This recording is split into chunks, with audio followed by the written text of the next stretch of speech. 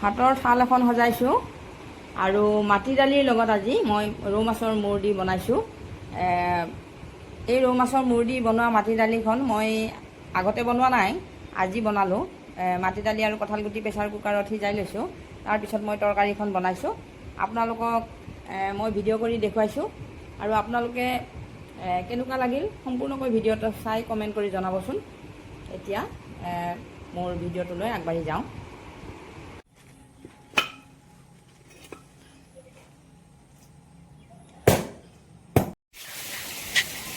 মাছখিনি কাটি বাছি ধুই দিয়াৰ পিছত প্ৰথমতে মাছখিনি ভাজিব লৈছোঁ। মাছখিনি ভজাৰ পিছত আকৌ মাছৰ মূৰটো ভাজিছোঁ। মাছটো ডাঙৰেই মাছ বাৰু, প্ৰায় 1.5 কেজি ওজনৰ মাছ।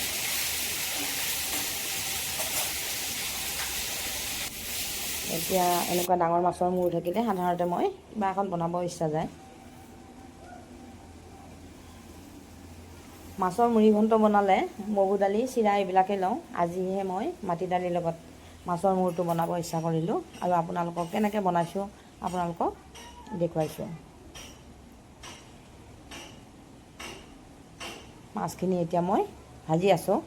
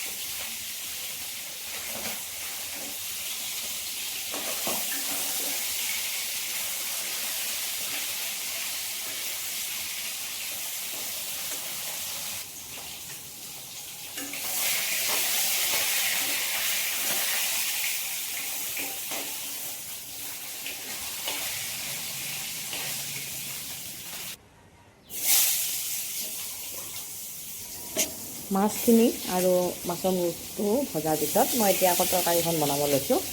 এইখন মাছৰ তৰকাৰী। প্ৰথমতে পিঁয়াজ ভাজিলোঁ, তাৰপিছতে মই অকণমান আলু সৰু সৰুকৈ কাটি ভাজিছোঁ। আলুখিনি ভালদৰে ভাজি ল'ম পিঁয়াজৰ লগতে।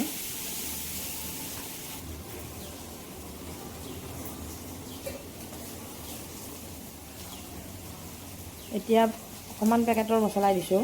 পেকেটৰ মছলা সাধাৰণতে খুব কমেই ব্যৱহাৰ কৰোঁ, আজি আৰু পেকেটৰে দিলোঁ। ধনিয়া দিছোঁ, জিৰা দিছোঁ, অকণমান গৰম মছলাৰ গুড়িও দিছোঁ। এইখিনি ভালদৰে ভাজি লৈ তাৰপিছতহে পানী দিব লাগিব। এতিয়া অকণমান পানী দিছোঁ, বেছি পনীয়া নকৰোঁ।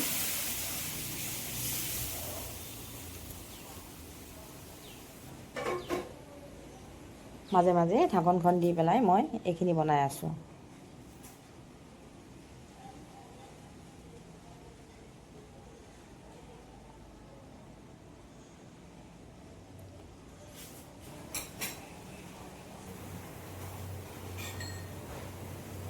অকণমান আদা নহৰু পেষ্ট দিছোঁ। তৰকাৰীখন উতলি আছে। এতিয়া মই ইয়াতে মাছ অকণ দি দিওঁ। মাছ দিলোঁ ইয়াতে।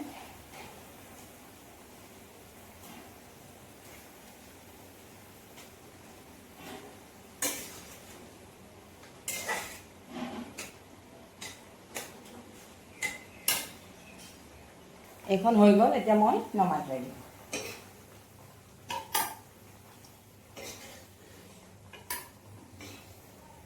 একদম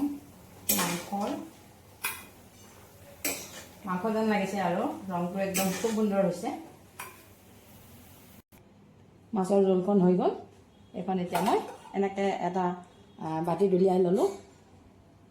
এইখিনি হৈ গ'ল আৰু এতিয়া মাটি দালিখিনি সিজাই থৈছিলোঁ। মাটি দালিখিনি মই ফৰণ দি লওঁ। অকণমান তেল বহালোঁ। তেলখিনি গৰম হোৱাৰ পিছত মই অকণমান পাঁচফোৰণ দিওঁ।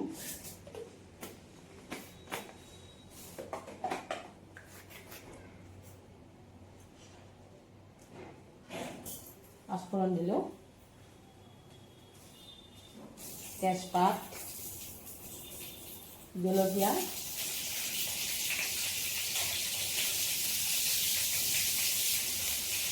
পিঁয়াজ,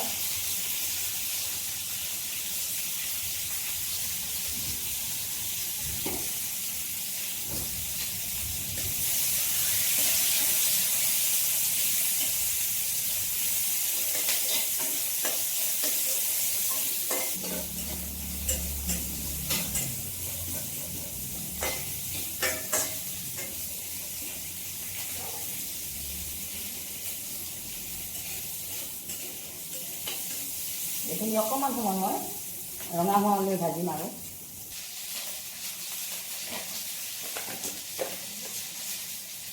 অকণমান হালধি দিছোঁ, হালধি এচামুচ দিছোঁ। হালধি মই দালিখিনি সিজাওঁতে দিয়া নাছিলোঁ, গতিকে ইয়াতে এনেকৈ দালি থাকোঁতে দিছোঁ আৰু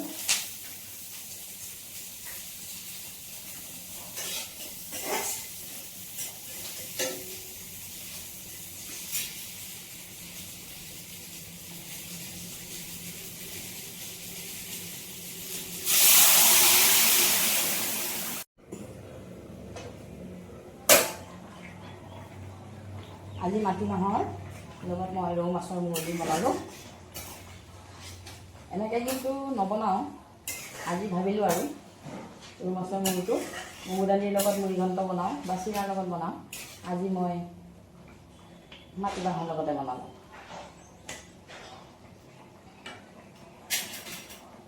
আৰু অকণমান সময় উতলিব দিছোঁ।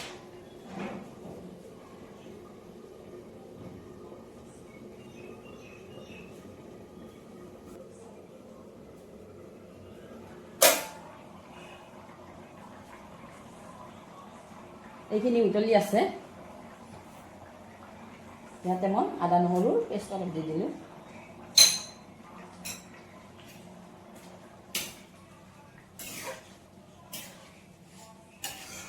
ইয়াত আৰু বেলেগ মছলা দিব নালাগে বাৰু, আৰু এনেকৈ বনাইছোঁ।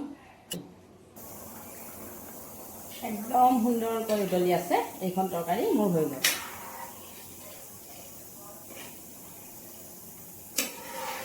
গেছৰ ফ্লেমটো অফ কৰি দিওঁ আৰু অকণমান সময় মই ঢাকনখন লগাই থৈ দিওঁ।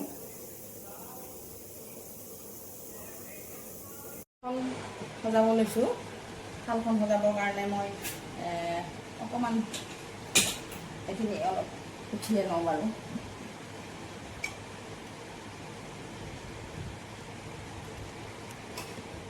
আজি সাধাৰণভাৱে বনোৱা এখন সাধাৰণ থালি। এতিয়া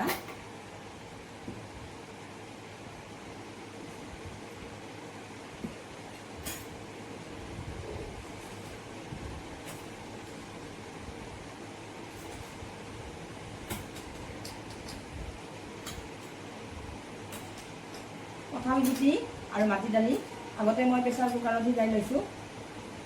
তাৰপিছত মাছৰ মূৰটো বেলেগে ভাজি লৈছোঁ আৰু এনেকৈ ফোৰণ দিছোঁ। এইখিনি হৈছে মাটিমাহ, কঁঠাল গুটি আৰু ৰৌ মাছৰ মূৰ বনাইছোঁ।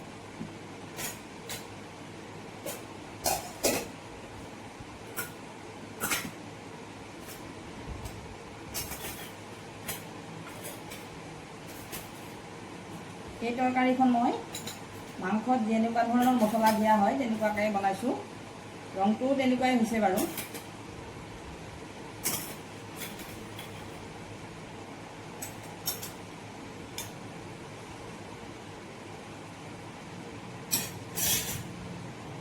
এয়া হৈছে মাছৰ জোল, ৰৌ মাছৰ জোল। ইয়াতে নেমু টেঙা দিলোঁ, জলকীয়া এটা দিলোঁ আৰু ভোট জলকীয়াৰ আচাৰ অকণমান দিছোঁ, কাৰণ ভোট জলকীয়া আচাৰ তেনেকৈ নাখাওঁৱেই বাৰু। অকণমান দিছোঁ আৰু অকণমান টেষ্ট কৰিবৰ কাৰণে। এতিয়া মোৰ ছোৱালীক মই এইখিনি খাব দিম, কিন্তু মোৰ সন্মুখত বাঢ়িছোঁ বাৰু, মই নাখাওঁ। কেনেকুৱা লাগিল আজি ভাতৰ থালিখন আপোনালোকে কমেণ্ট কৰি জনাবচোন। আৰু যদি মোৰ কিবা মছলা দিব থাকিল আপোনালোকে কমেণ্ট কৰি জনাব, আৰু তেনেকৈ আমি সিজনৰ পৰা শিকিব পাৰোঁ। কঁঠালগুটি মাটি দালিৰ লগত ৰৌ মাছৰ মূৰ দি বনোৱা তৰকাৰীখন আৰু ৰৌ মাছৰ মছলা দিয়া তৰকাৰী এখন বনোৱাৰ পিছত মই আপোনালোকৰ কাৰণে এই ভিডিঅ'টো আগবঢ়ালোঁ। আপোনালোকে কেনেকুৱা লাগিল জনাবলৈ নাপাহৰিব। এনেকুৱা হৈছে আৰু মোৰ ভাতৰ থালখন এনেকৈ সজাই লৈছোঁ আজি। চিম্পুল থালি, একদম সাধাৰণভাৱে বনাইছোঁ।